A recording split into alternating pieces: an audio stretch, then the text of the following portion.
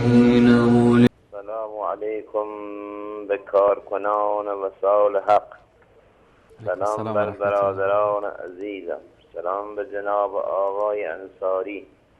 خداوند عمر من را بگیرد و عمر تو بیفزاید آقای انصاری. الله متعال طول عمر نصیبت کنه. دارم از خداوند خواهش میکنم هر چقدر از عمرم باقی مانده است به عمر تو بیفزاید، چون راه حق و دین و ایمان را به ما آزموندی. ما تو ایران از خدا بدوریم، ما تو ایران از همه چیز بدوریم، از دین و از ایمان.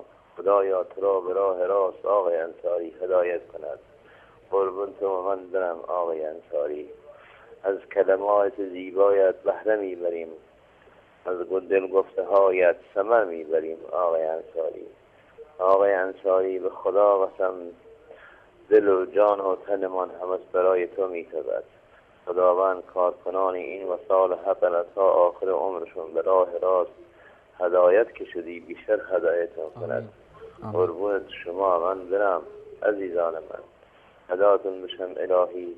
این همه آدمی که تو ایران به راه یکتا پرستی میپیوندد، شما از خدا بخواهید که این آدمایی که به راه توحید میآیند و بیشتر و بیشتر بشن. خداوند شما را نگه دارد. خدا حافظ. خدا نگهدار شما.